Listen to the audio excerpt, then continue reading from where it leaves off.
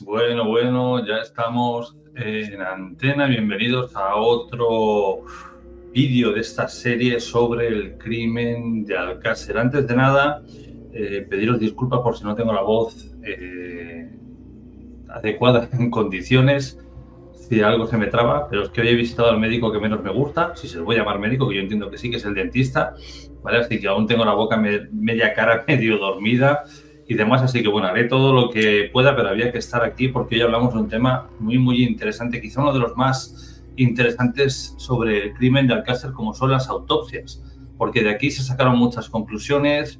Aquí se hicieron cosas bien, se hicieron cosas mal, y como digo, parte de toda esta historia de la conspiración, de este sumario B, parte de estas autopsias. Pero aquí vamos a hablar hoy de ellas, de cómo se encontraron los cuerpos, de cómo se llevó a cabo todo. Pondremos alguna imagen, pero no todas, porque en YouTube esto se censura enseguida. Si ya los vídeos anteriores nos ha costado recuperarlos, porque todo lo que tiene que ver con Alcácer automáticamente le ponen un cepo, si ponemos una imagen de los cadáveres, que lo hay, si ponemos imágenes de los miembros, que las hay, en el directo automáticamente, a la que colguemos, a la que cortemos, el vídeo está censurado, pero es que no se podrá ni ver, no se podrá hacer absolutamente nada. Con lo cual la solución, las colgaremos en el canal de Telegram. Para poder ver todas esas fotos es muy fácil, o haceros miembros del canal, o bien aquellos que normalmente soléis dar algún tipo de donación durante el directo, podéis acceder a él y podréis ver las fotografías íntegras de la autopsia. Para luego poder enviaros el enlace, lo que decimos cada semana, o bien por correo electrónico, o si no, por aquí colgaremos ahora el usuario de Hugo, al que podéis escribir a través de Telegram, le decís quién sois y él os da acceso al grupo. Telegram es algo mucho más seguro que WhatsApp, no tiene tampoco mucho más misterio, la gente no ve vuestro teléfono, no ve absolutamente nada. Bien, dicho esto, dejadme que pase por el chat para saludar a Iberia, a Juan Carlos, a María, a TDH, a Sol Gálvez, a Isabel Pintado, a Ada del Bosque, a Noé Carcor, a Alfredo Paños, a Beta Dain, a Pablo Aroca, a Beta Dain, otra vez por aquí, que me repito, viajando con el espejito de Ana, y a Vanessa. Bueno, pues gracias a todos los que estáis ahora en el chat y a los que nos vais a ver después. También dar las gracias, además me lo tengo que apuntar en un papel, a todos los que nos veis desde México, desde Estados Unidos, desde Colombia, desde Chile, que sois muchos. También recordaros que mañana tenemos otro directo en el que vamos a hablar del asesino de La Baraja. Vamos a analizar su perfil criminológico con Juan Ángel Anta y ya veréis que el tío es un prenda de cuidado, y lo vamos a hacer porque no le queda mucho tiempo para salir libre, ¿vale? Y hay que saber si este hombre es capaz de volver a hacer lo que hizo, con lo cual mañana a las 9 hablaremos del asesino de La Baraja, y la semana que viene tendremos un directo que es brutal porque nos visita Gabriel Carrión, uno de los mayores expertos en nuestro país de sectas, y nos va a hablar de la correlación entre la Cruz de Caravaca, parte de lo que se encontró en las autopsias, y sectas satánicas. ¿Pudieron las niñas ser víctimas de ese tipo de rituales? Veremos lo que nos cuenta, y si nos portamos bien en ese directo de la semana que viene, en el otro él nos hablará de la dichosa cinta Snap, porque Gabriel Carrión persiguió la cinta y nos ha asegurado que él la encontró a quien la tenía, que no era Juan Ignacio Blanco, de hecho no estaba en España, y ofreció una gran cantidad de dinero para poder obtenerla, pero finalmente el comprador al último momento, el vendedor, perdón, se echó para atrás. Pero todo eso nos lo contará él. Y también más datos antes de dar paso a Hugo. He estado indagando y consultando a amigos de la Policía Nacional, de la Guardia Civil, sobre si realmente se sigue buscando hoy en día a Antonio Anglés o no, porque la gente ha dicho no, ya no se busca, no, está el caso prescrito. Bueno, han consultado las bases de Interpol y sigue habiendo una alerta roja contra Antonio Anglés. Desde el año 93 no se ha quitado. Y lo pone muy claro, se le busca por 3 asesinatos. Ahora bien, lo que también me cuentan estos amigos de Policía Nacional y Guardia Civil es que seguramente ya está prescrito. Es decir, que por mucho que lo detuvieran hoy día, automáticamente le cogerían declaración y tendría que salir a la calle, porque quizá no se le pueda juzgar ya por aquello. También nos han contado un dato curioso, y lo decían así en tono simpático, y dicen, es que hay mucha gente que se llama Antonio Anglés Martins, Dice, cada vez que se les para en el aeropuerto en algún control policial, dice, entre comillas, tienen problemas para demostrar que no es el Antonio Anglés que todo el mundo está buscando. Pero bueno, dicho esto, Hugo, bienvenido, ¿cómo estás? Muy bien, Jorge, un placer estar aquí. No, si fuese Antonio Inglés a lo mejor pondría Partera Zafra o algo así, ¿no? Pero bueno, que sí, que es normal. Llamarse Antonio Inglés Martín, la verdad es que, jolín, no debe haber muchos, pero los que hay a los pobres tienen que estar un poco abrazados, sí. Hugo, se te oye un pelín bajito. Sí, hablo un poco más fuerte o me acerco más al micro, así se me Yo escucha creo que mejor. acercándote un poco más al micro, Vale. genial. Nada, es que tenemos que hacer algo así más profesional, con micros así, como llevan otros streamers ahí y tal. Tendré que comprar un micro o algo, porque uso el de la cámara, así que tenemos aquí todo reducido, Jorge. Tiempo al tiempo. A ver, empecemos hablando de las autopsias, porque no hubo una, Hugo, hubieron dos. La primera, digamos, que fueron que no sé si fueron todos los forenses de Valencia, y luego a partir de aquí, creo recordar que es un miembro de la Guardia Civil quien le dice a Fernando García, contrata a otro forense porque aquí hay gato encerrado, ¿no? Sí, que es cuando llega a Frontera a hacer las autopsias y bueno, no vamos a adelantar mucho más porque bueno, prefiero lo que comentábamos un poco antes, ¿no? Vamos analizando un poco la autopsia de cada una, de lo que encuentran los forenses, lo que luego encuentra Frontera, alguna cosa también por ahí que hay del Instituto Nacional de Toxicología, de algún apunte que hacen de alguna cosilla y bueno, y mirando por ahí cosas, a ver, lo que te decía, lo que hablabas un poco al principio. Es tan raro YouTube que no quise entrar en detalles muy escabrosos de las autopsias, porque yo creo que, bueno, que cualquiera que quiera consultar más o menos las autopsias, y si no las pondremos en el canal de Telegram, paso por paso de todas las sesiones que hay y demás, hombre, lo puede ver. Entonces yo más que nada me centré un poco en los datos un poco extraños que había, o contradicciones que había de un lado a otro, o hallazgos un poco confusos, no sé, preferí centrarme un poco más en eso, Jorge. Yo os adelanto que las fotos son, yo las he visto, las vi en su momento, las he vuelto a ver y son impactantes. Quizá tampoco el YouTube, ya no solamente por el hecho de que censure, no es el lugar adecuado, porque a lo mejor no todo el mundo tiene la misma sensibilidad o no tiene determinada... Bueno, son imágenes que tocan, ¿vale? Que hay que estar muy bien aposentado para poder verlas y saber lo que uno está viendo. Pero bueno, Hugo, antes de entrar en el contexto de las autopsias, pongámonos un poco en situación. Encuentran los cuerpos de la romana, llega al funerario Carboneres, llega con un solo ataúd porque cree que solamente es un cuerpo, pero son tres. A partir de aquí, ¿qué ocurre? Se bajan a las niñas y se llevan al anatómico forense, entiendo.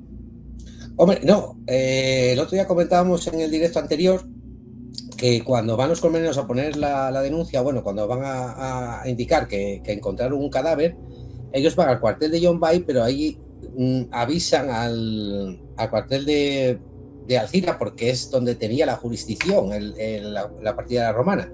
Pero hay una cosa que no entiendo muy bien, que es que los cadáveres, cuando una vez que los bajan de la romana, los llevan a John Bay. No sé por qué los llevan al cuartel de John Bay, si supuestamente John Bay no es el que lleva la partida de la romana.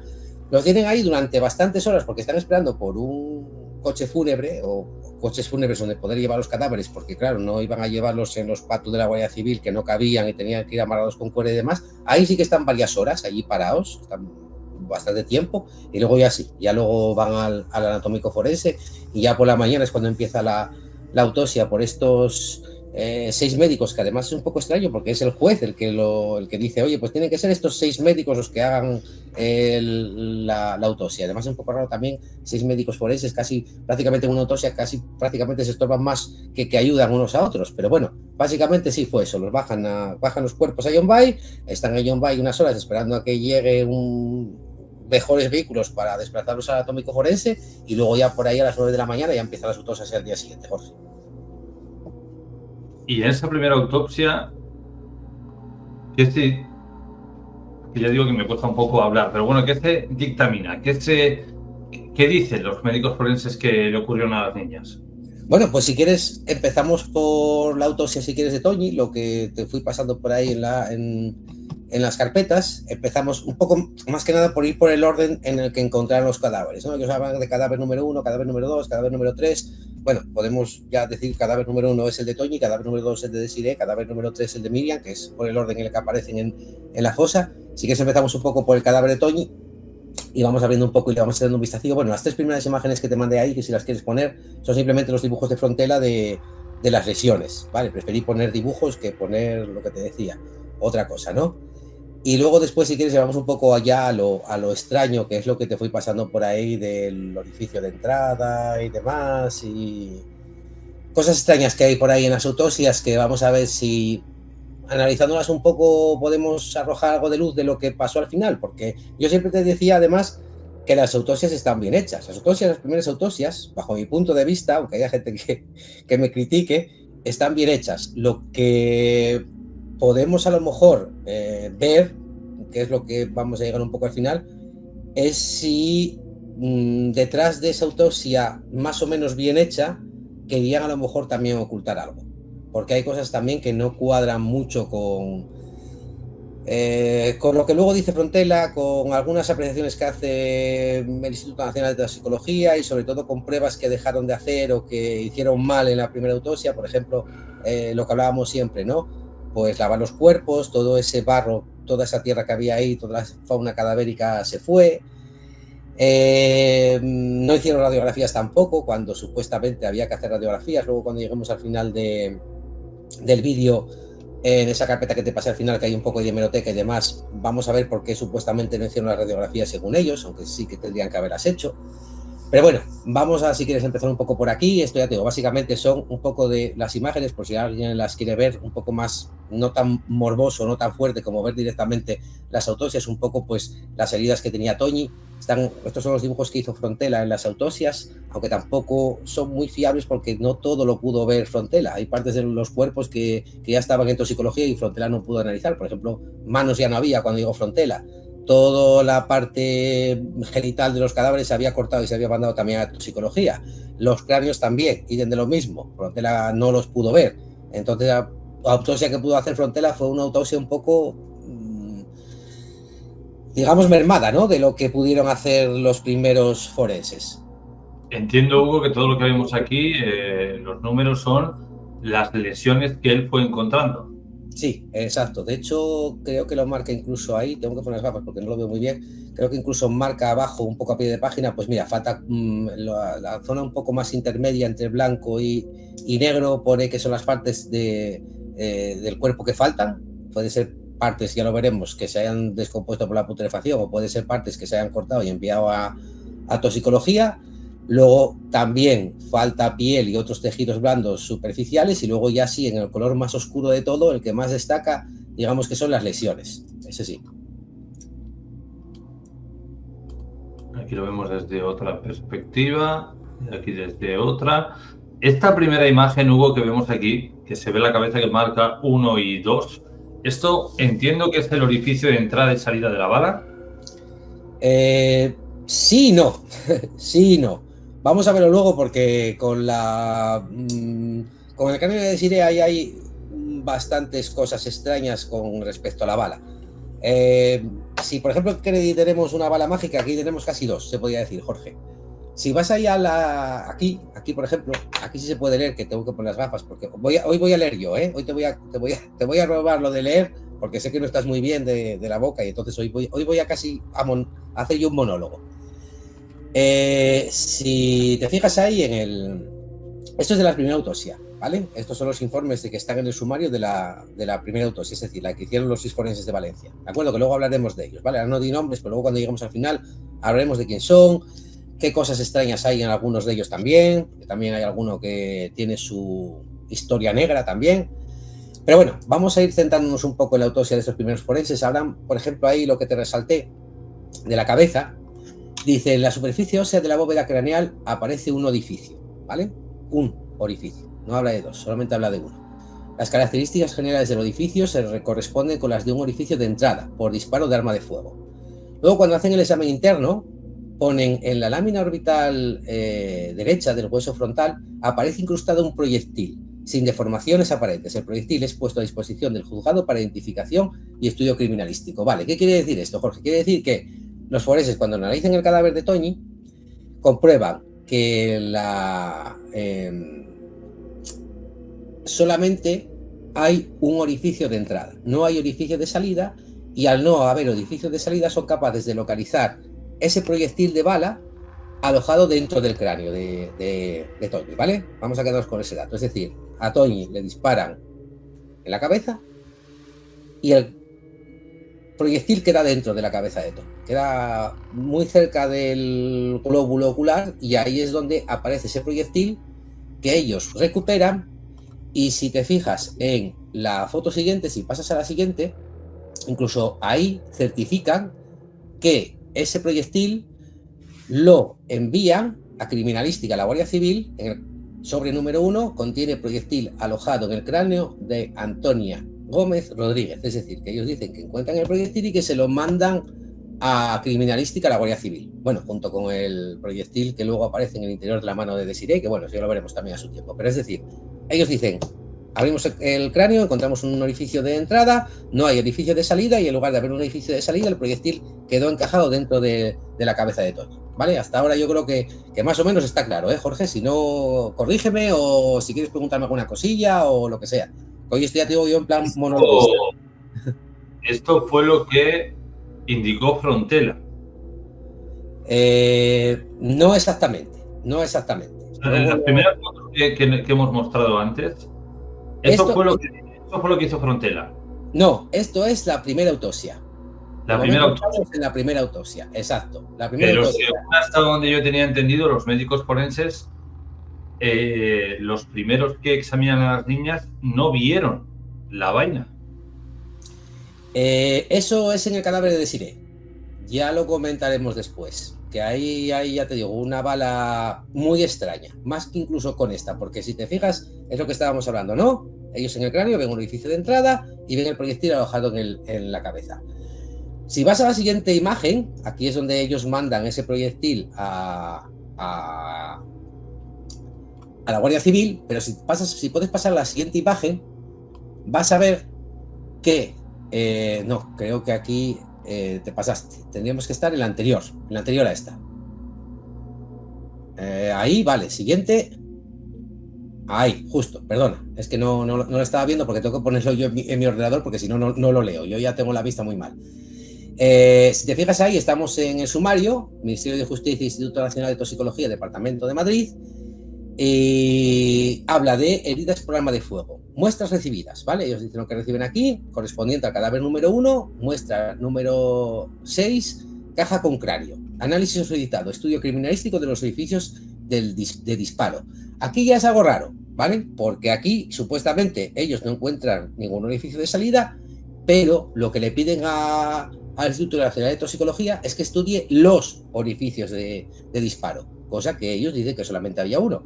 ¿Pero qué concluye toxicología? Pone cráneo del cadáver número 1. En el lado izquierdo, situado en la fosa temporal izquierda, 100, observamos un orificio disparado con arma de fuego. La morfología de este orificio es de entrada.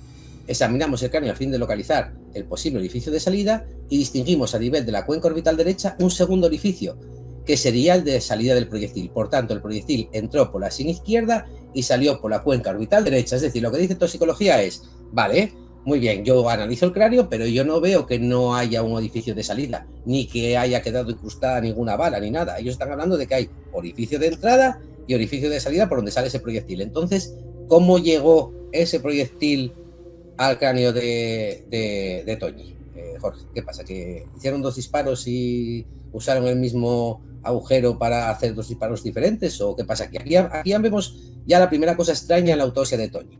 Es decir, que los forenses de Valencia dicen, hay un solo orificio de entrada, un proyectil que se aloja dentro de la cabeza, y cuando ese cráneo lo mandan a toxicología dicen, no, aquí hay un orificio de entrada y un orificio de salida. Es decir, ¿de dónde apareció esa bala? ¿Quién puso esa bala ahí? Porque ¿qué hacemos caso? ¿A la primera autopsia de los forenses o al cráneo que envían a toxicología? Hombre, yo sí me tengo que fiar de alguien, en este caso un poco más, yo me fiaría de toxicología. Es decir, que hay un orificio de entrada y un orificio de salida. Y si hay un orificio de salida, es imposible que la vara haya quedado dentro del cráneo de Toñi. ¿Alguien pudo haber manipulado las autopsias? Las autopsias, o más bien que las autopsias los cadáveres. No lo sé, lo veremos luego. Pero tiene pinta de que sí. Tiene pinta de que esos cadáveres, entre la primera autopsia y la segunda autopsia que hizo Frontela, alguien metió mano en ellos, Jorge. Hombre, a ver, lo lógico es que si hay un orificio de entrada, haya uno de salida, o no lo haya, y la bala se aloje dentro. Pero si no lo hay, cuando se lleva otra vez a analizar, ese orificio de salida no tiene por qué aparecer. Quiere decir que o en la primera inspección no se hizo bien y no se vio, o en la segunda se añadió algo que no estaba en la primera, o en la primera intentaban ocultar lo que luego se encontró en la segunda, pero entonces no tendría sentido enviar esas pruebas al Instituto de Toxicología sabiendo que ellos van a ver el orificio de salida. Con lo cual, yo entiendo que en el trayecto de una cosa a otra que ha pasado algo. Exacto. ¿Alguien ha manipulado aquí algo? Sí, a ver, los cráneos tienen que enviarlos a toxicología porque digamos que es lo que marca el protocolo, por decirlo de alguna manera. Es decir, ellos el cráneo de todas las niñas lo envían a toxicología, incluido el Toñi, lógicamente. Y toxicología es el que detecta que hay un orificio de salida. Entonces ya digo, aquí ya tenemos la primera cosa extraña de las autopsias. ¿Cómo es posible que los forenses digan? Porque una cosa, Jorge, es que no encuentren un orificio de salida. Es decir, oye, yo analizo el cráneo y solamente consigo localizar un orificio de entrada, ¿vale? Que ahí es donde tendrían que haber hecho una radiografía. Por eso te decía de que por qué no hicieron las radiografías. Las radiografías, cuando hay un asesinato por arma de fuego, normalmente se hacen ahora y en el 93, ¿vale? Cuando decíamos muchas veces, bueno, es que las radiografías en el 93 no era igual que ahora. En aquella época, si había una muerte por un proyectil, una bala, por ejemplo, era normal hacer una radiografía, y sobre todo cuando no había agujero de salida. Es decir, tenían que haber hecho la radiografía sí o sí. ¿Por qué no hacían la radiografía? Porque no hay agujero de salida, porque la bala está dentro del cráneo. Entonces, luego, cuando ese cráneo va a toxicología, dice, no, es que aquí hay un agujero de salida, aquí. Entonces, si hay un agujero de salida, es imposible que haya una bala en el cráneo. No sé si me estoy explicando. Entonces, ¿alguien puso esa bala en el cráneo cuando después hicieron las autopsias? No, porque si la hubiese puesto a posteriori para inculpar a alguien, los forenses no lo hubiesen encontrado. ¿Alguien la puso en los cadáveres antes de hacer las autopsias? Ahí ya puede ser que sí, puede ser que no, porque hay una cosa, que cuando empiezan las autopsias, los forenses ya se encuentran los cadáveres en la mesa de autopsias. Lo normal es que el forense sea el que, bueno, con un ayudante, sea el que el ayudante le diga, bueno, pues mira, abre el ataúd o la bolsa donde esté el cadáver, sitúalo en la mesa y haz esto. Pero ellos, cuando llegan allí, los cadáveres ya están situados en la mesa, listos para la autopsia.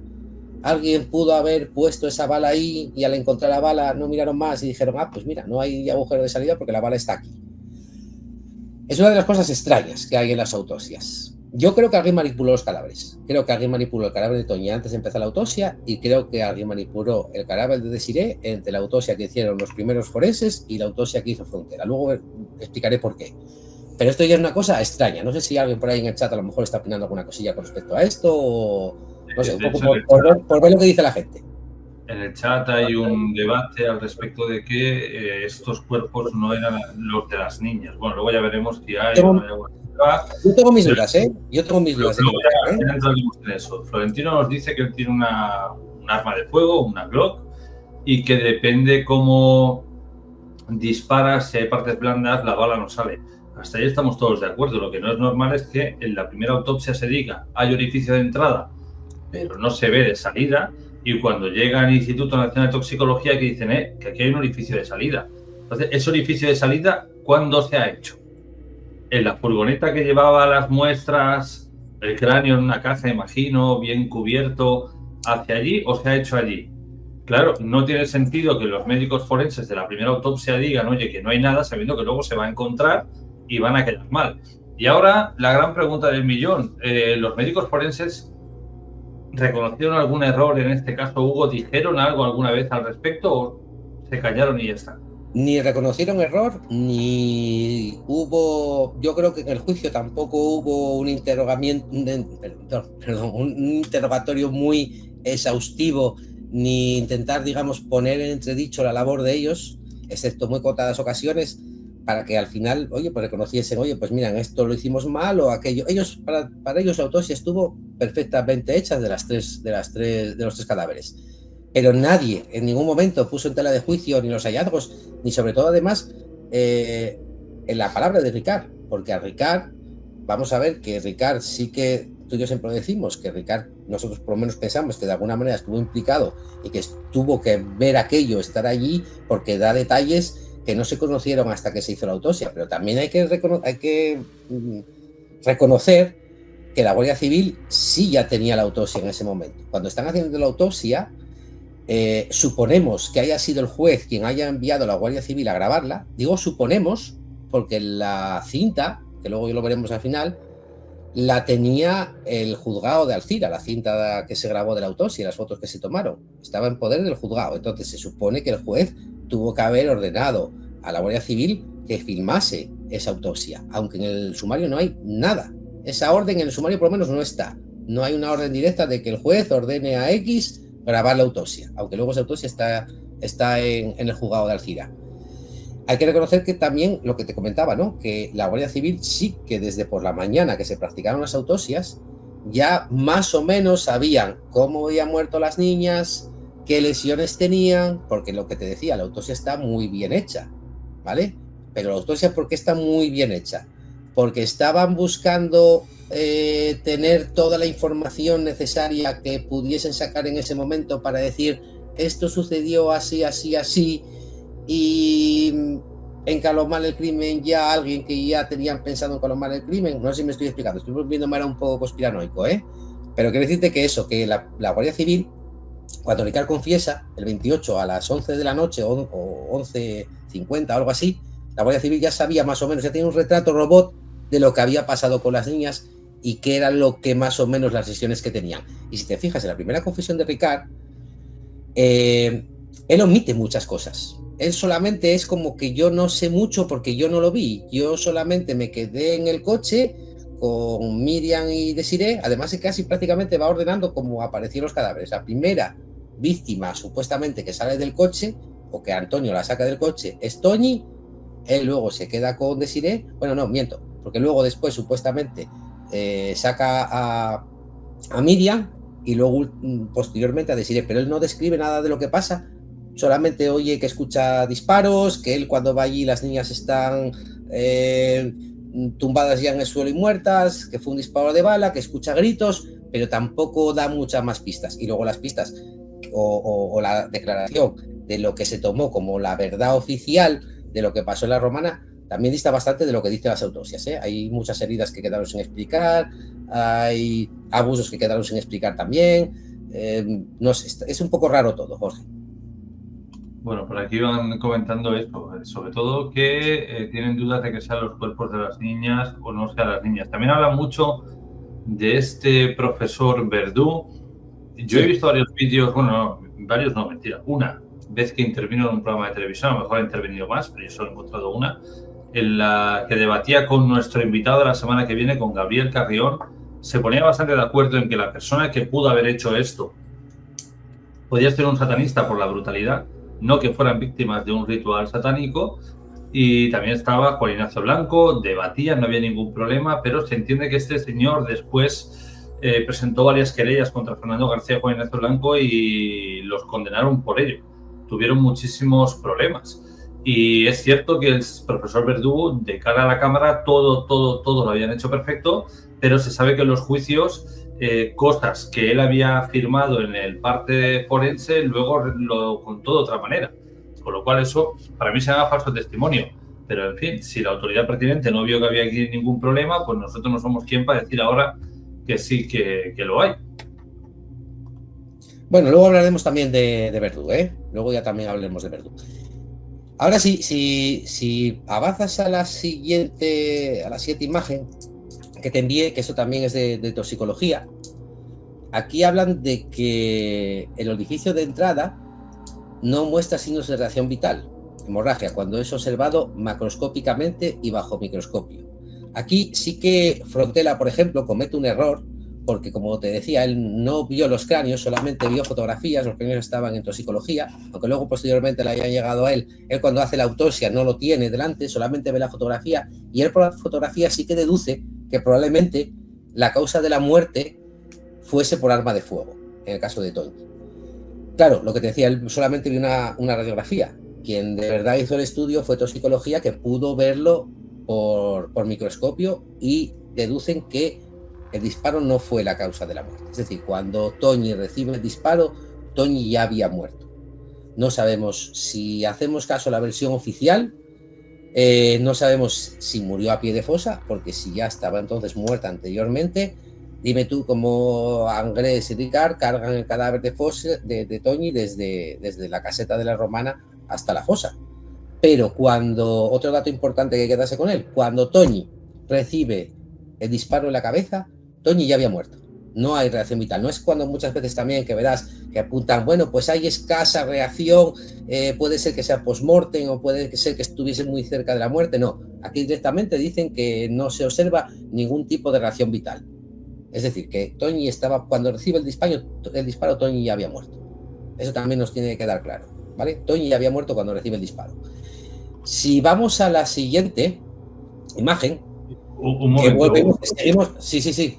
Perdón. Estoy leyendo por aquí por el chat lo que van hablando del profesor Verdú.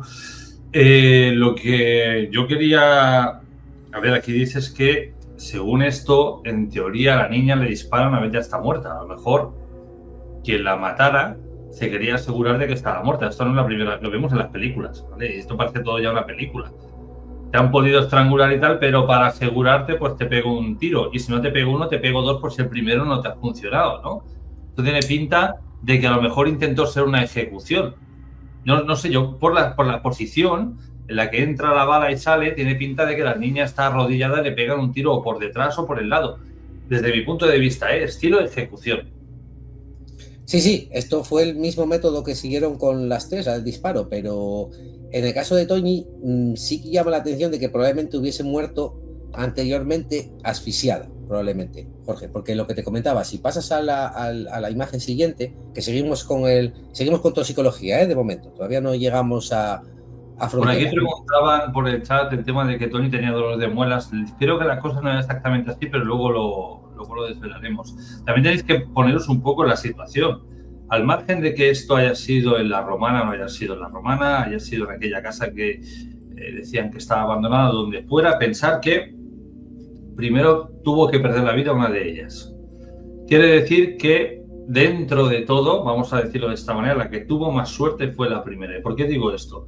Porque las dos amigas tuvieron que ver cómo mataban a la primera y sabían que luego iban detrás. La última fue la que peor lo tuvo que pasar porque ya había visto que habían matado a sus dos amigas.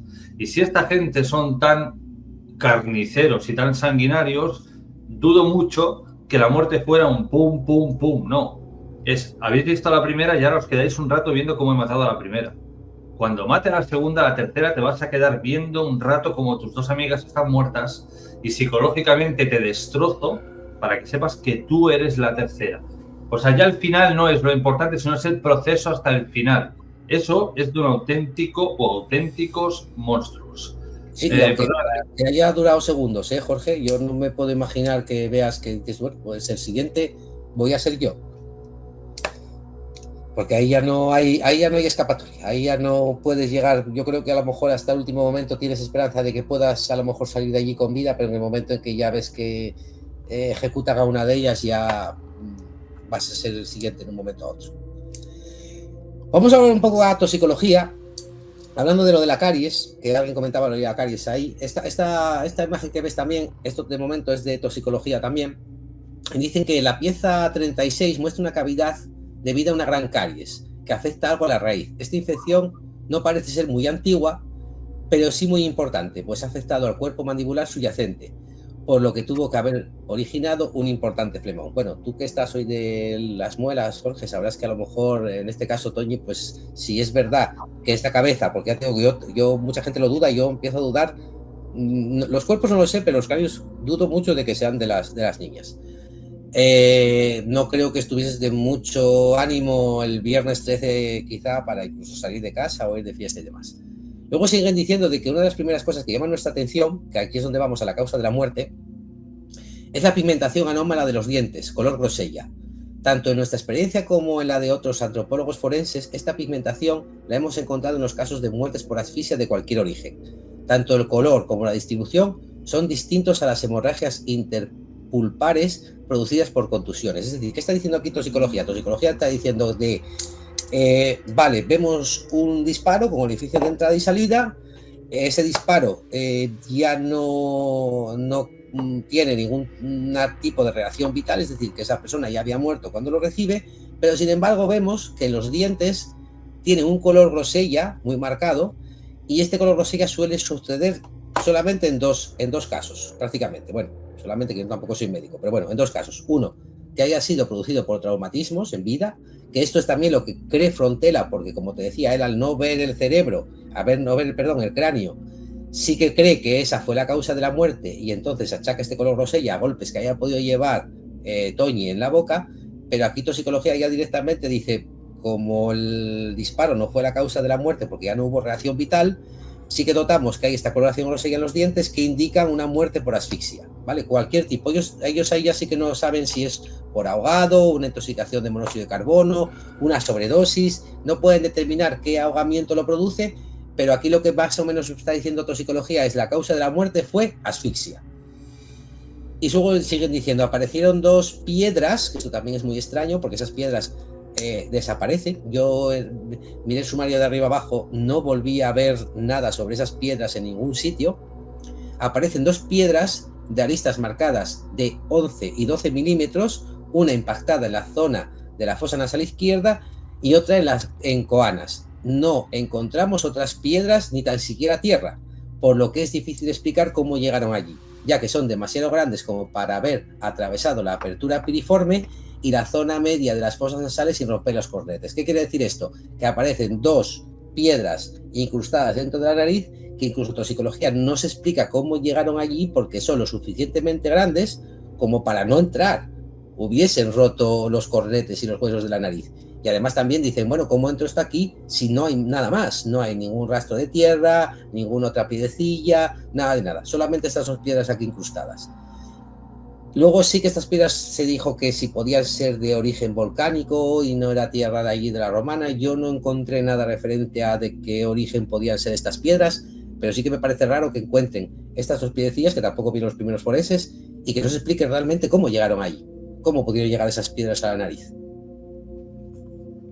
Por aquí en el chat ya está abierto otro debate sobre pruebas de ADN, cómo identificar a las niñas. Hay quien dice que sí, hay quien dice que no son las niñas, hay quien dice que se las reconocieron por su ropa, sus pertenencias. Eso es cierto, las familias las reconocieron.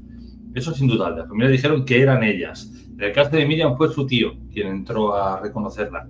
Pero, y eso lo veremos, en este directo no se hicieron pruebas de ADN ni pruebas de dactiloscopia, teniendo las manos. Porque las manos estaban. Es decir, tienes forma de comprobarlo y no lo haces. ¿Por qué no lo haces? Aquí la gran incógnita.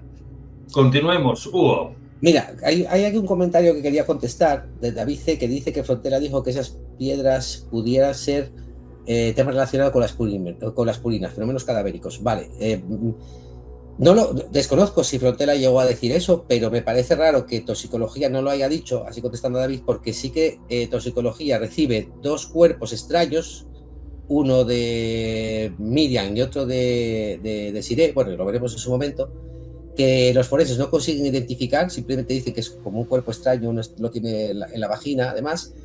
Se lo envían a toxicología y toxicología directamente siempre, o sea, sí que lo detecta como purinas, sí que dicen, no, estos cuerpos extraños que hay aquí son purinas ocasionadas por la putrefacción, pero sin embargo aquí no, toxicología identifica las purinas en un sitio y aquí habla de piedras, y además tienen que ser piedras, claro, no las podemos ver porque no tenemos imágenes de esto, pero tienen que ser piedras porque, un poco contestando a David, porque si se fijan en el comentario que ellos hacen, dicen, lo extraño es que no hay ni tierra ni otras piedras hay, es decir, que están seguros de que eso son dos piedras.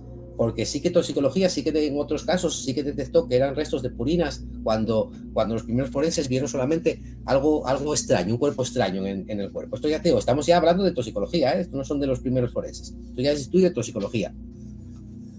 David C. dice, creo que las niñas no tenían DNI, todo el mundo tiene DNI, y de hecho piensa que iban a la discoteca Colo. De alguna manera tienes que identificarte, aunque ya aparentemente o por apariencia puedas aparentar a la que dices, pero un documento nacional de identidad todo el mundo está obligado a llevarlo ahora y antes, así que DNI sí, quizá no lo llevaban encima, eso no lo sé, se encontraron algún monedero, algún no, pero bueno, hay documentos donde están las huellas, hay formas de identificar, digamos, más del estilo forense los cadáveres, y por X o por B no se hicieron. Por aquí de Sánchez dice si las piedras podrían ser de la misma fosa que se hubieran incrustado en el levantamiento del cadáver. A ver, es extraño que en el levantamiento del cuerpo de Toño, de cualquiera de ellas, lleguen a incrustarse dos piedras en las fosas nasales, cuando lo que estábamos comentando, ¿no? Que ellos mismos no se explica cómo pudieron llegar hasta allí, porque son demasiado grandes para haber entrado por orificio nasal. Es decir, esto es un misterio sí, porque luego la semana que viene, que vamos a hablar de rituales y demás con el invitado, puedes decir, oye, pues puede tener algún tipo de simbología ritual, vale, muy bien, puede tenerlo. Yo no soy experto y por eso vamos a hablar con él. Pero claro, ¿cómo metieron ahí las piedras? Si los propios forenses de toxicología no se explica cómo pudieron llegar allí. Es algo muy extraño. El tema de las piedras es algo muy extraño, y además el problema es que lo que te decía, no está. No sale como prueba en el juicio, no sale que esas piedras toxicología las haya enviado a otro sitio para un análisis. La única referencia que hay a ellas es esto tan escueto que hay aquí de toxicología, y las piedras no se vuelve a saber nada más de ellas. Y un poco contestándole, que era un comentario muy interesante de David, de las purinas, yo descarto que puedan ser las purinas por eso, porque toxicología sí que en otros casos sí que dice, oye, pues mira, estos son purinas, pero aquí no, aquí directamente lo identifica como piedras. Eso es lo que me parece más interesante. Y si vamos a la imagen siguiente, ahí sí que podemos ver la caries, la foto de la caries. Un segundo, Hugo, porque mucho se comenta en los directos el hecho de que las niñas no iban a color y que no hay ninguna prueba de que fueran a color o no. Tenemos la prueba de, ya, que en paz descanse, de Matilde Iborra, la madre de Miriam, que cogió el teléfono para decirle a Miriam que su padre, como bien sabía, estaba enfermo en un proceso gripal y que no las podía llevar a color. La gran pregunta es, ¿y si llega a decir Fernando García que las lleva? ¿Qué pasa con eso? ¿Qué hubiera pasado en ese momento? ¿Se desmonta toda esa teoría? Yo creo que las niñas sí que iban para allá, y allí en el trayecto fue cuando algo pasó, ¿eh? O alguien les dijo, oye, vámonos a otro sitio o vámonos para aquí. Pero no creo que fuera todo un entramado de las niñas para mentir a todo el mundo, porque llamaron al padre y Fernando García sigue diciendo hoy en día, mi hija llamó, y Matilde Iborra, que en paz descanse, poco tenía que ver con la teoría de la conspiración. La mujer estaba por lo que estaba, ya perdió a su hija, y lo dijo, mi hija llamó. Y llamó diciendo, oye, papá me puede llevar a color. Entonces ahí tenemos el momento en el que ellas dicen que van a ir, a lo mejor improvisadamente, porque no sabían qué hacer, no sabían dónde, dicen, pues mira, vamos. Quién sabe, pero si fuera una teoría, si fuera una coartada, esa coartada se desmonta en el momento que Fernando García dice, oye, pues venga, va, te llevo, ¿ahora qué haces? ¿Ah? Ahí está la cosa, ¿no? Digo yo. Vamos a ver. Es lo bueno que tenemos, yo creo que nosotros, ¿no? Que muchas veces opinamos totalmente distinto, porque yo soy de los que opina que no iban a color. Yo creo que fue una coartada. A lo mejor si el padre llega a decir, oye, pues sí te llevo, a lo mejor dice, oye, pues no, mira, mejor no, lo pensamos mejor, o las hubiese dejado allí y ellas luego hubiesen ido a donde realmente querían ir. Yo soy de los que piensa que a color no iban, pero bueno, ya te digo, esto yo creo que es lo bueno, Jorge, que tú tienes una opinión del caso y yo tengo otra. Por eso muchas veces lo mismo, que aquí en Alcácer no podemos estar de acuerdo con todo el mundo, porque cada uno tiene su opinión de lo que pasó o lo que no pudo haber pasado. Vale, vamos a parar un segundo, porque aquí el chat se empieza a calentar. Mario, ¿en qué parte del sumario de investigación aparece la llamada de Miriam? Eso ahora te lo dirá Hugo, pero si no aparece da igual. Si Matilde Iborra dijo que llamó, es que llamó, y si Fernando García dijo que llamó, es que llamó. En este sumario faltan un montón de cosas que se sabe que pasaron y luego por H o por B no están. David T dice, yo pienso que iban a color, lo que pasa es que luego fue una decisión de última hora. Yo creo que fue lo mismo.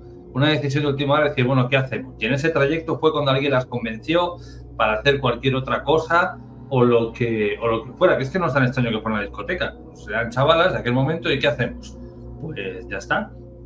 Tampoco es tan tan complicado, ¿no? Que puede ser que luego no fueran a color, pero sí llaman y es que por aquí también preguntan, bueno, si sabía que su padre estaba enfermo, ¿por qué lo llama y tal? Mira, pues aquellos que somos padres sabemos que si tenemos aunque nos encontremos fatal y tu hijo te necesita, por lo que sea, tú te levantas y vas. Entonces ella pensaría, pues mira, mi padre, como estaba en un proceso gripal, no estaba con la gripe del todo, o eso contó Fernando García, pensaría, bueno, pues a lo mejor mi padre pues se levanta un momento y me lleva, pero el padre se encontraba mal. O Matilde directamente le trasladó el mensaje y dijo, oye, no, sabes que tu padre se encuentra mal, iros a otro sitio. Y ya está. Eso, desde lo que la lógica es lo que me dice que ocurrió. Pero bueno, vayamos por el tema que nos ocupa, Hugo, va.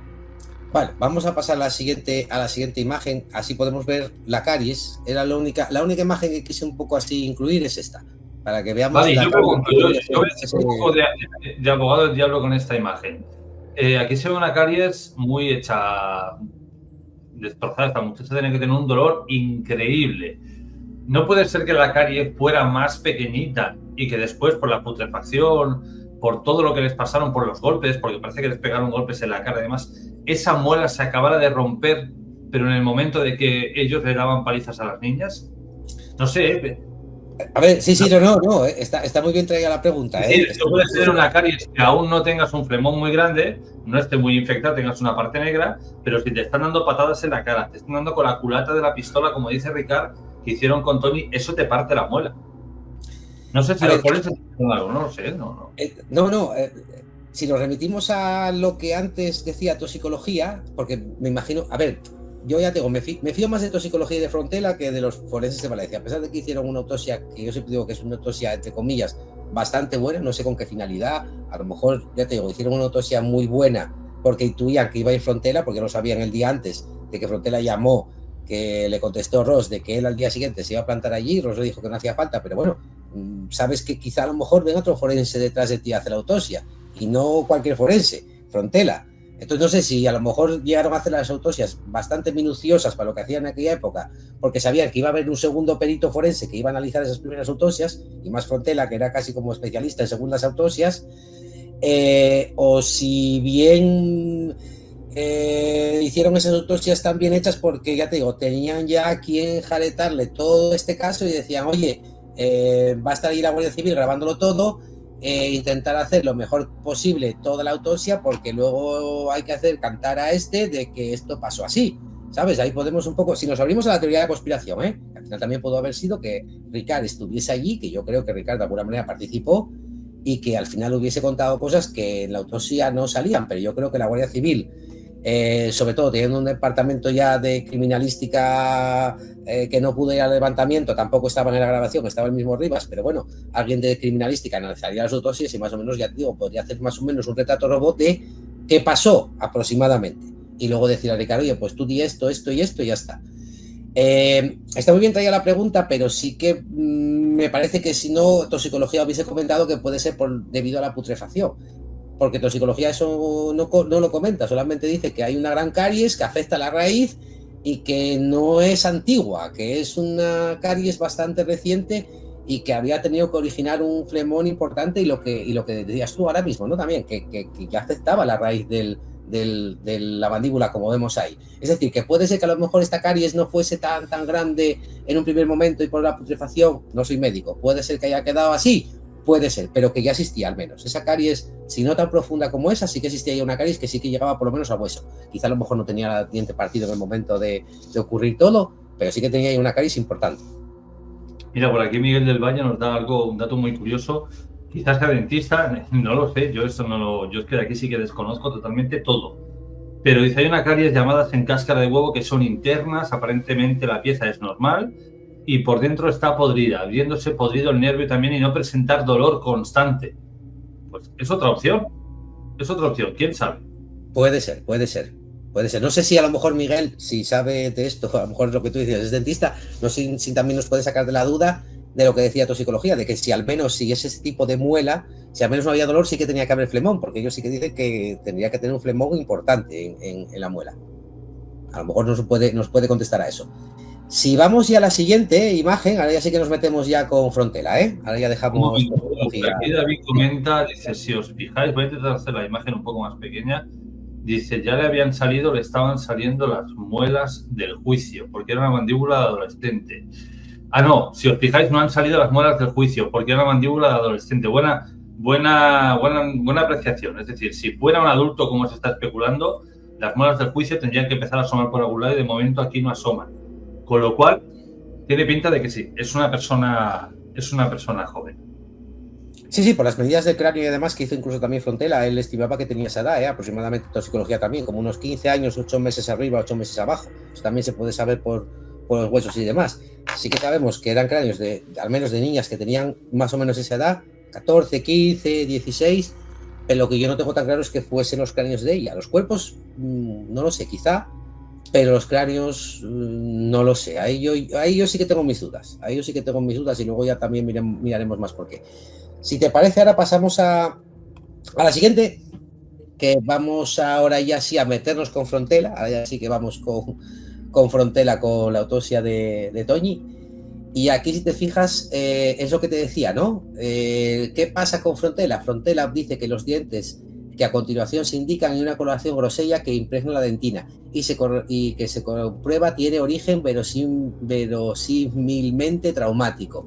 Es lo que te decía, ¿vale? Frontela, esta color grosella de las dientes sí que lo achaca a golpes que haya podido llevar Toñi en vida, porque él no ve el cráneo, es lo que te estaba comentando. Él solamente ve una foto del cráneo y él, por esa foto que ve, cree que probablemente estuviese viva. Entonces él achaca que esos dientes son de color grosella no por muerte, por asfixia o por ahogamiento, como dice toxicología, sino por golpes. Si pasas a la siguiente imagen, ahí ya sí que lo vamos a ver, si la puedes poner. Ahí, justo. Si te fijas ahí, sí que ya lo que dice Frontela es, al habernos enviado el cráneo con, desprivación del fragmento óseo que radica el orificio de entrada, vale, se observa un orificio que, en ausencia de estudios bioquímicos de vitalidad, que no hemos podido efectuar porque no nos fue entregado el fragmento, permite indicar que se trata muy probablemente de un disparo efectuado a una persona que vivía. Fíjate que te pone en la fotografía número 4, es decir, que Frontela no tiene esa parte del cráneo. Frontela solamente llega a la conclusión por ver la fotografía. Y él, por la fotografía que ve, que de hecho dice que tiene ausencia de estudios bioquímicos, como sí hizo toxicología, él piensa que puede ser una persona que está viva. Estima que puede ser, como muy probablemente, una persona que está viva. Y entonces achaca ese color rosella a esos golpes que llevó Toñi. Pero ¿qué nos dice toxicología? Que sí pudo analizar el cráneo. Que Toñi estaba muerta y que probablemente la muerte fue por asfixia. ¿Qué dice Miguel Ricard de cómo murió Toñi? Es que ahí es donde voy yo. ¿Él qué cuenta de cómo murió Toñi? Él dice que murió por un disparo. ¿Qué fue lo primero que salió en la autopsia de los primeros forenses? Que la muerte fue por un disparo. De hecho, tenían el proyectil en la cabeza. Entonces aquí algo de la versión oficial de Ricard no cuadra. No cuadra que Toñi hubiese muerto por un disparo, porque toxicología certifica no, esta persona con el disparo ya estaba muerta. Muy probablemente por el color rosella de los dientes haya muerto por ahogamiento. Entonces, ¿qué pasa? Que aquí, ¿qué está fallando aquí? Falla la versión oficial, falla Ricard, falla toxicología, falla los forenses, falla Frontela. Es que ya te digo, no salimos de Alcácer, de un lío, de algo misterioso, para meternos en el siguiente, Jorge. Yo, si me tengo que creer algo de momento, yo creo que Toñi murió asfixiada. Porque pero Frontela... yo me pregunto, Hugo, ¿y por qué hacemos tanto caso al Instituto Nacional de Toxicología y no hacemos caso a la versión de los forenses y la versión que dio Miguel Ricard? Porque ambas coinciden. Es que ahí voy. Es que los forenses hablan de que hay un proyectil en la cabeza, pero sin embargo toxicología dice que hay un orificio de entrada y salida. Y toxicología lo que puede hacer... A ver, antiguamente, estamos en el 93, los institutos anatómicos forenses, un poco también lo que pasó, por ejemplo, a ver si algún día hacemos una serie, que también sería para hacer una serie del 11M, un poco también lo que pasaba, digamos, con los laboratorios de los TEDx y con el laboratorio de la policía científica, ¿vale? El laboratorio de los TEDx tenía unos métodos un poco, digamos, más rudimentarios a la hora de localizar explosivos o localizar, me refiero a saber qué tipo de explosivo es, y normalmente todo eso se mandaba a la científica, porque ellos sí ya tenían un laboratorio mucho más avanzado que podía decir, oye, pues mira, lo que explotó aquí fue esto, concretamente.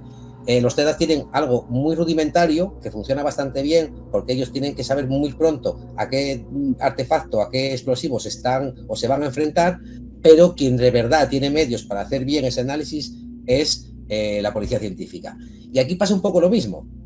Aquí tenemos un Instituto Anatómico Forense de Valencia, pero quien de verdad tiene medios, quien de verdad tiene, digamos que todo, voy a decir una palabra, por decirlo de alguna manera, toda la parafernalia suficiente como para hacer de verdad bien ese examen, es toxicología. Entonces, por eso yo me fío más del análisis de toxicología. Si toxicología a mí me dice, oye, que aquí hay un orificio de entrada y salida, que hemos analizado este edificio con microscopio, con macroscopio, y aquí no encontramos absolutamente ningún signo de reacción vital, es decir, que esta persona cuando recibe el disparo ya estaba muerta.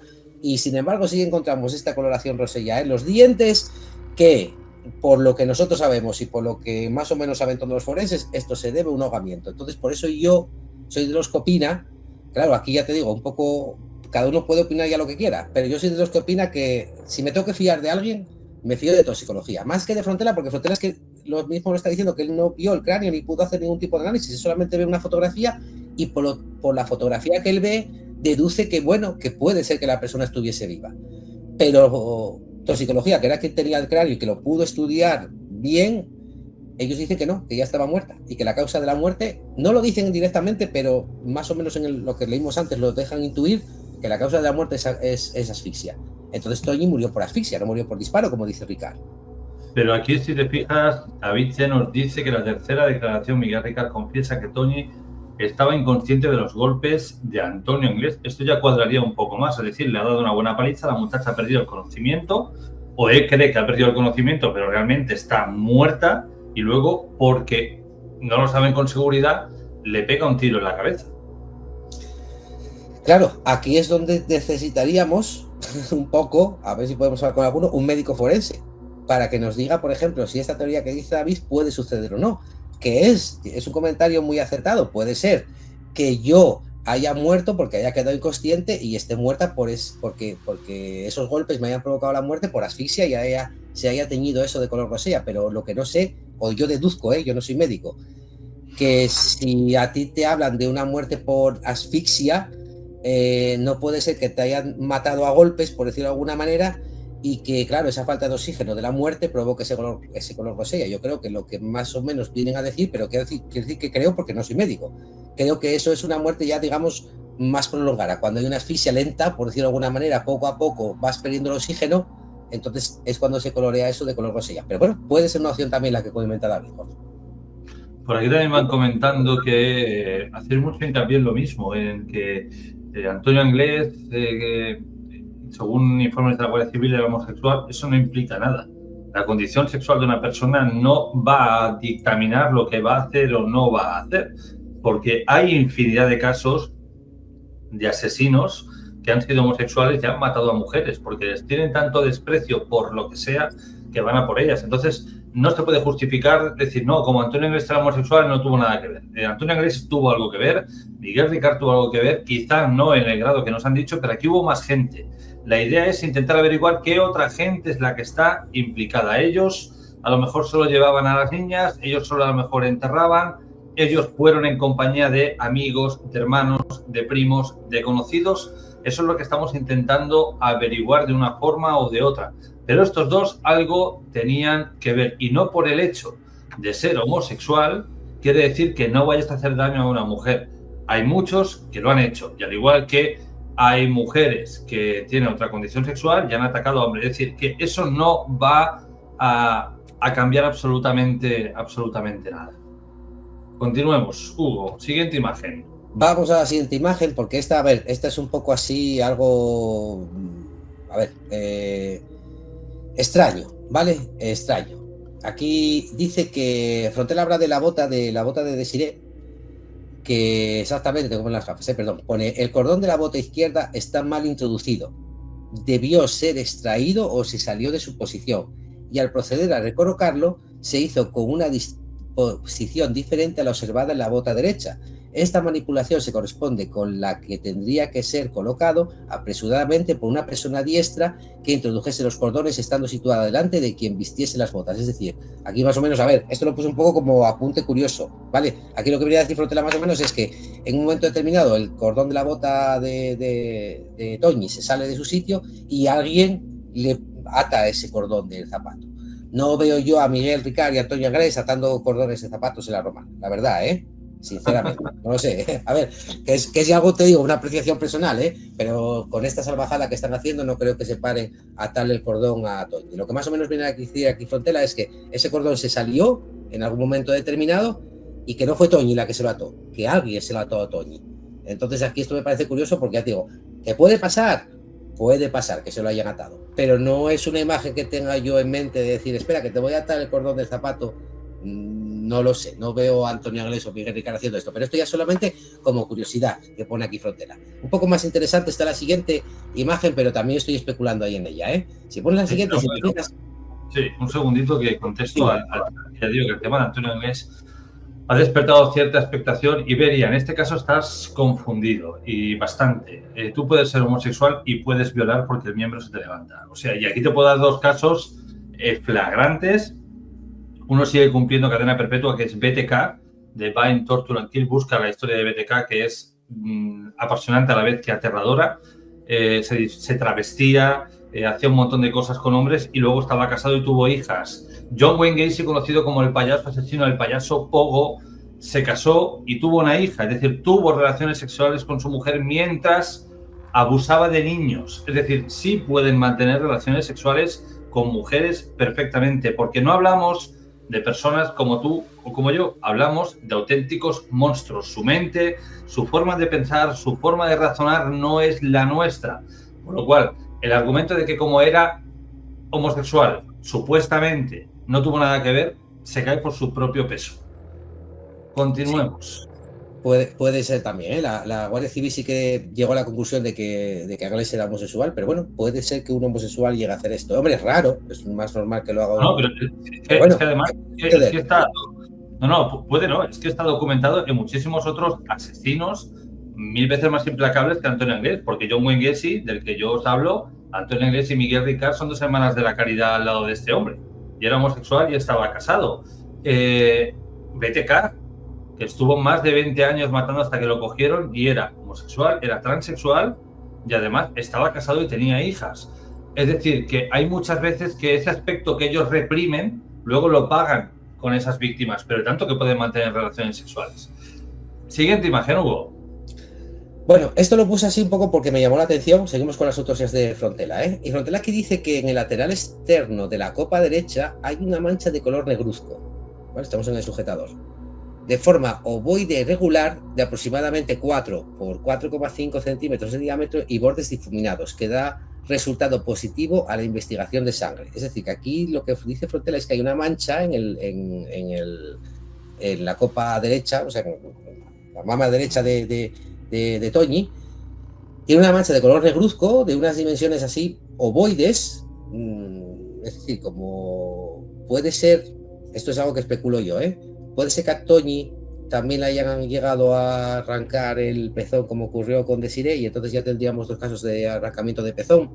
No lo sé, me pareció extraño que tuviese también ese, aparte de todas las sesiones que tiene, pero que tuviese ese sangrado, porque además él lo dice, que da positivo en sangre, que tuviese ese sangrado en el, básicamente casi por el tamaño y la forma y donde está, prácticamente como si fuese también en el pezón.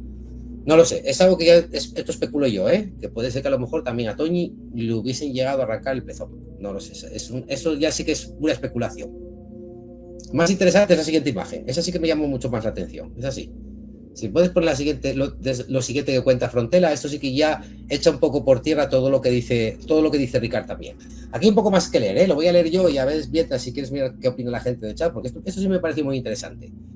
Dice, si tenemos en cuenta el número e intensidad de los traumatismos craneoencefálicos, algunos de cuyos golpes muy probablemente dejaron inconsciente o semi-inconsciente a la víctima, no es lógica la existencia de tantas lesiones en las extremidades inferiores, porque la víctima, a causa de los golpes en la cabeza, no estaba en condiciones de resistir. Hablando de resistir a la violación, vamos. Este aspecto nos está indicando un largo proceso en el que se tuvo que desarrollar como mínimo forzosamente en el transcurso de varias horas formando ciclos. ¿Qué ciclos acaba aquí Frontela? Golpes en la cabeza, resistencia vencida, merma de condiciones físicas y psíquicas, recuperación, realización o intento de realización de coito, resistencia, lesiones en muslos y piernas para vencer la resistencia, nuevos golpes en la cabeza y en otras partes del cuerpo, merma de facultades físicas, recuperación y de nuevo intento de coito, resistencia y nuevas lesiones de muslos y piernas.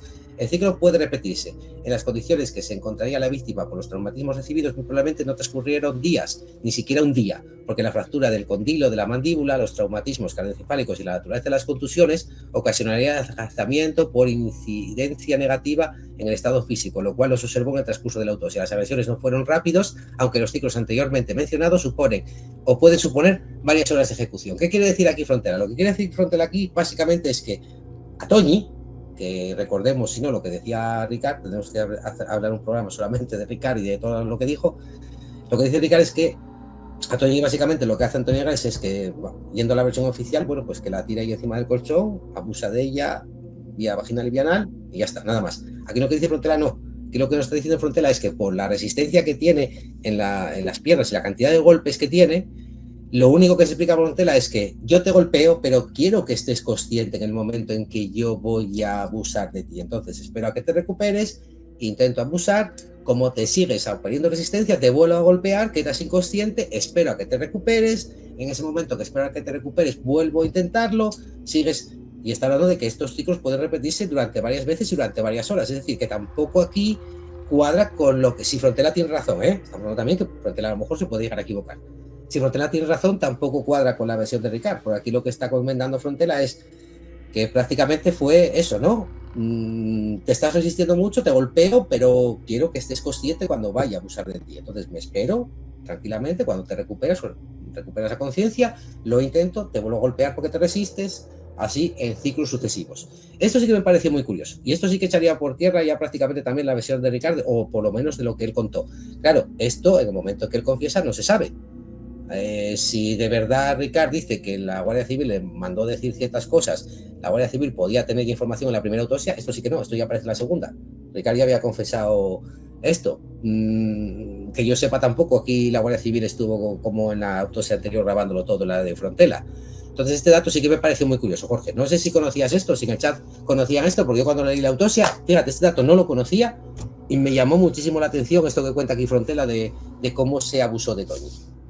El chat lamentablemente se ha centrado todo el mundo en el tema de la homosexualidad de Antonio Anglés y de hecho me están acusando de determinadas cosas. Chicos, aquí con respeto a todos podemos hablar y podemos debatir, pero que me empiecen a llamar de la izquierda feminista, que si no sé nada de todo esto, los fanatismos los dejamos fuera de este chat. Aquí venimos a pasar un buen rato y venimos a contaros lo que hemos averiguado y vosotros nos contáis lo que sabéis, pero hay pruebas de unas cosas y hay pruebas de otras que no lo son. Pero si ya empezamos a insultar o a acusar, pues habrá gente que será expulsada automáticamente del chat. Al margen de esto, pues no conocía esta parte de la autopsia, Hugo. No, pues al final vamos a tener que acabar poniendo moderadores, cosa que no quisimos nosotros, pero bueno, a ver, lo que tú decías, yo no sé, no me da tiempo a leer el chat porque tampoco lo puedo ver, pero no sé, siempre se puede opinar, pero con respeto, ¿vale? Y no sé, yo creo que cualquiera, por desgracia, cualquiera no seremos capaces de hacer esto y a la vez cualquiera podría ser capaz de hacer esto, ¿vale? No hay un retrato robot, puedes hacer un poco como dijo Frontera, que luego si no lo veremos, que también fue criticado por eso, de que una persona de mayor de 40 años, porque hablaba de sadismo y demás, vale, sí que tú puedes tener estadísticamente de que esto se ajuste más a esta realidad, pero la estadística también falla. Eso sí que no es una ciencia exacta, la estadística. La estadística te puede decir una cosa y que ocurra totalmente la contraria. Así que bueno, no sé, tampoco llega mucho más si pudo ser o no pudo ser. Pudo ser y ya está, nada más. Era solo lo que quería decir. Y ya estamos un poco ya acabando ya con la autopsia de Toñi. Vamos a llegar a la siguiente imagen y así vemos lo que encontró Frontera, ¿vale? Que son básicamente los pelos. Se hallan pelos incrustados entre el magma y el jersey, ligadura, pantalón y otra ropa y sujetador de la víctima. Algunos de estos pelos son de cabeza de las víctimas, otros corresponden al menos a 4 personas.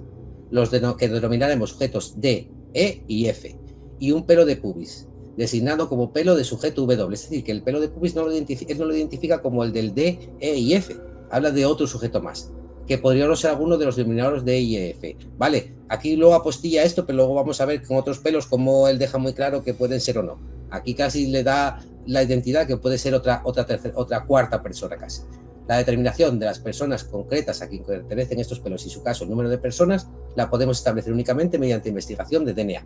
Esto es lo que encuentra Frontera. Básicamente encuentra estos pelos y identifica de que pueden ser de 3 o incluso 4 sujetos diferentes, ¿vale? Es decir, que aquí esta identificación de Frontela también, que no encontraron los otros forenses, es bastante importante y bastante significativa.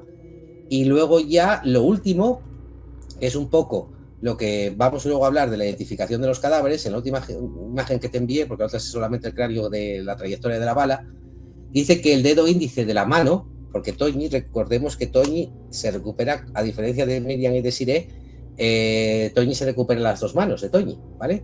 Entonces lo que dice aquí Frontela es que el dedo índice de esta mano está manchado de una sustancia, está hablando de la mano derecha, está hablando está manchada de una sustancia de color negro, presumiblemente tinta, en un intento de obtener la huella dactilar. Es decir, que a las víctimas, luego vamos a ver que con Desiree hicieron lo mismo, les tomaron las huellas dactilares. ¿Por qué no hicieron entonces la identificación del cadáver por la huella dactilar? Porque luego también vamos a ver que no lo hacen. Ni hacen ADN, ni hacen huella dactilar, habiendo tomado las huellas. Porque bueno, tú me puedes decir, oye, pues es que no se pudieron sacar huellas. Pero sí se pueden sacar huellas, porque de hecho están tomadas las huellas. ¿Por qué no se cotejan esas huellas, al menos de Toñi y al menos de Desiree, con las huellas del DNI? O no hace falta. Si no tenían DNI, por el motivo que fuese, porque a lo mejor, yo qué sé, en aquella época, no me acuerdo ya del 93, a lo mejor con 14 años no tenías necesidad de tener el DNI, no era obligatorio. Pero, por ejemplo, en el caso de Miriam, que le falta la mano derecha, que si tiene la izquierda, los forenses incluso llegan a decir, bueno, tiene la mano izquierda, pero con objetos que ella tenga en casa, que haya tocado y demás, podríamos también determinar si esa huella es de Miriam. Y esto no se hizo, Jorge, no se identificaron así los cadáveres, cosa que también me parece súper extraño, que no se hayan identificado los cadáveres ni por huella ni por ADN. Bueno, pues precisamente de esto de lo que estamos hablando esta noche es de todo menos la versión oficial, porque si yo y Hugo fuéramos oficialistas o yo solo, como algunos me han acusado ahora mismo en este chat, pues sencillamente estaría diciendo que la versión oficial, la primera autopsia de los forenses, es la que vale y ya está, pero lo estamos rebatiendo porque no, porque vemos que hay cosas que no cuadran entre la primera versión, el Instituto Anatómico o Nacional de Toxicología y muchas otras cosas. Hugo, están preguntando por aquí si Toñi era virgen. Sí, Toñi murió virgen. Toñi murió virgen. Y además, otra cosa que tampoco concuerda con la versión oficial, porque Ricard dice que Agrés abusa de ella vaginalmente. Y Toñi murió virgen. Las otras, Miriam y Desiree no, o por lo menos no lo sabemos.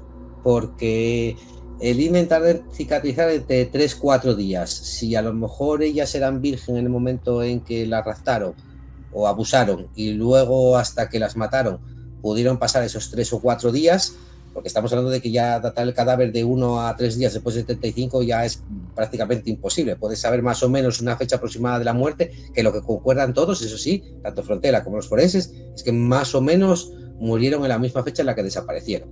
No estuvieron vivas mucho tiempo, ni meses, ni demás. Eso al menos son lo que ellos llegan a la conclusión, tanto los oficiales, digamos, como Frontela. Pero sí que a lo mejor pudieron estar vivas el tiempo suficiente como para que cicatrizase el himen, entonces ya no darlas por virgen. Pero Toñi es cierto, Toñi murió virgen. Toñi no llega a abusar. Y Ricard dice que sí, y en la versión oficial, en hechos probados, sale que sí. Así que vamos, no sé, ya más anti-versión oficial, yo creo que al menos yo no puedo serlo, que puedo pensar que Ricard estuvo implicado, que sabía cosas, sí, pero que no me cuadra la versión que cuenta Ricard con lo que se ve en las autopsias tampoco. Por aquí David C. dice que también se hace referencia en el informe de Frontera que Toñi tenía roto el condilo de la mandíbula, producto de los golpes de puñetazos con la culata de la pistola de Antonio Anglés, tal como confesó Miguel Ricard.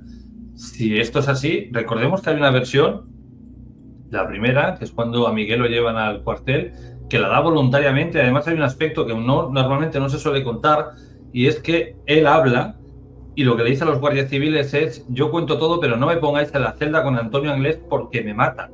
Eso fue lo primero que dijo Miguel Ricard, sin él saber que no tenían a Antonio Anglés. Entonces, voluntariamente él decidió contar lo que sabía a cambio de que no lo pusieran en la celda con Antonio Anglés porque, al parecer, tenía miedo que le pudieran hacer. Es decir, casi todo parte de la primera versión que él da, que normalmente, no sé si suele ser la que toman más en serio porque suele ser la más espontánea, ¿no? Donde no tienes tanta presión encima. Pero bueno, aún con todo eso hay cosas que se pueden hoy en día medio cotejar. No hubo, recordemos que dijo Miguel Ricard que fue a Tony, a la que estando en el asiento de atrás, Antonio Anglés se gira, le pega con la culata de la pistola en la boca, que a lo mejor eso le provocó la fractura en la muela, no lo sé, y que sangró.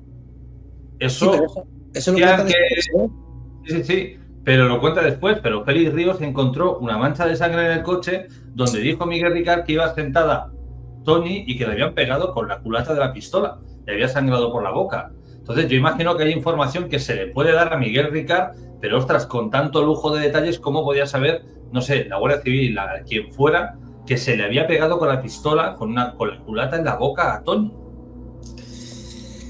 Por eso algo este chaval estaba metido, en algo, no sé en qué grado, pero algo tenía que ver y algo vio.